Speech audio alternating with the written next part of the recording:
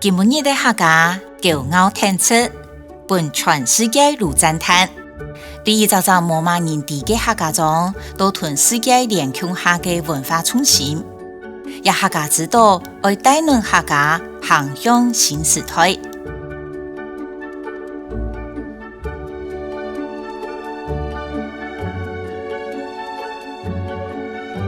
爱情客人的历史年頭，登上湯伊已開在主地咧。現正強調係對人鄉帶來嘅 DNA。現時台灣大體有453萬7300客人，且係全國人口嘅19.3%。人數最多嘅係西燕客，個位係回流客、太埔客同牛坪客。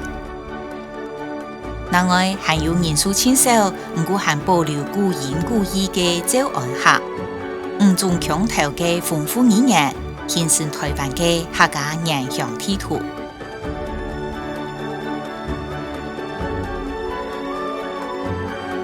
喺台灣50年就有以上係客人，頭擺沙無馬數到充實，亞下嘅客家會變做世界嘅客家。就是因為20年前做錯嘅一件事情。2001年，行政院客家委員會成立，係全世界第一個普惠嘅客家事務專職機構，專門負責來推動。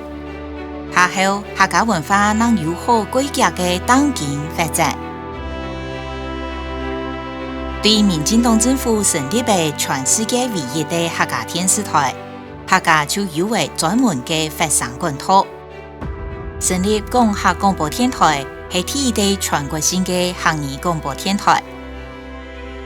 小英總統喺初期內推動浪漫台三線，直至到台三線變做客家文化行向世界舞台最好嘅起腳點。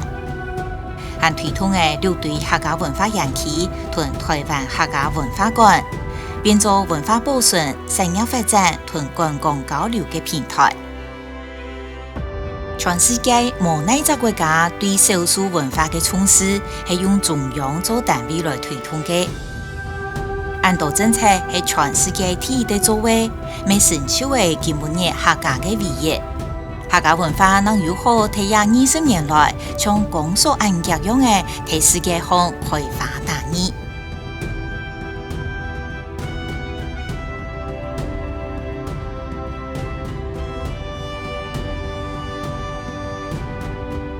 頭擺台灣客語一年流失1.01%，經過客家委員會多方努力，通過客家基本法做方言經濟，客語已經係國家語言之一。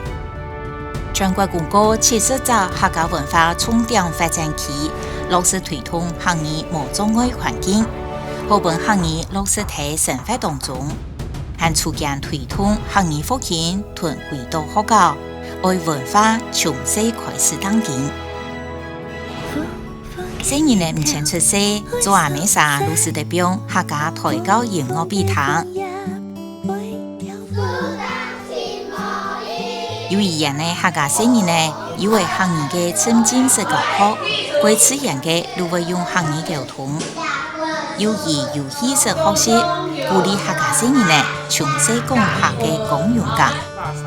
推動客語新傳師之途，打開客家語言多元學習管道。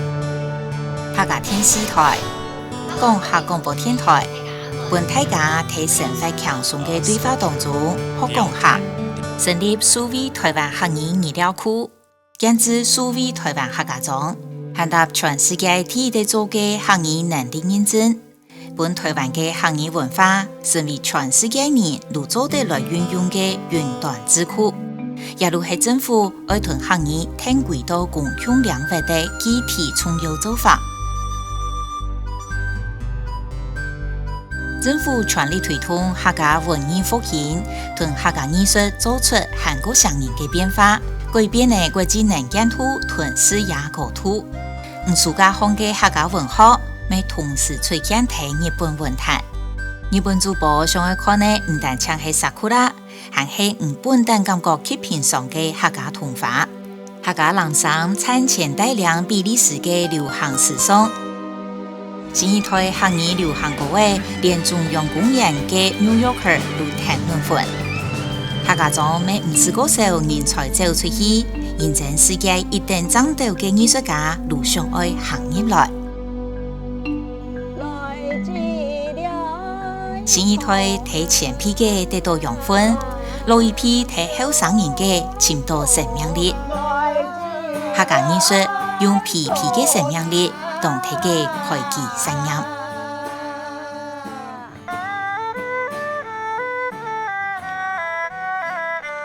今本日的客家屯上嘅無窮用，唔知客人過什麼，唔過唔知評價雲端方客家中後生人嘅顏色力。歸到客家後生嘅歸家鄉，透過客家中地方創新郵票推款，口謀建立自家夢想嘅客家幸福事業。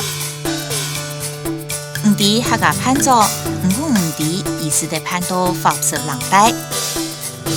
唔知台上線過浪漫，唔過唔知意思的歸路嘅浪漫到全世界，由40個國家從鄉下睇嘅看意。唔知從自細路串聯嘅台上線嘅山家田路，唔過唔知意思的國家去到國際舞台，同韓國之主牛來小路變做友誼葡萄。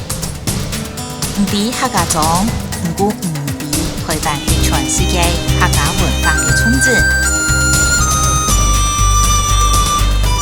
唔知有客家美人飛，唔過唔敢知客家美人飛睇嘅做乜嘅呢？就係同客家出境來啊！嚟，下一集客家中。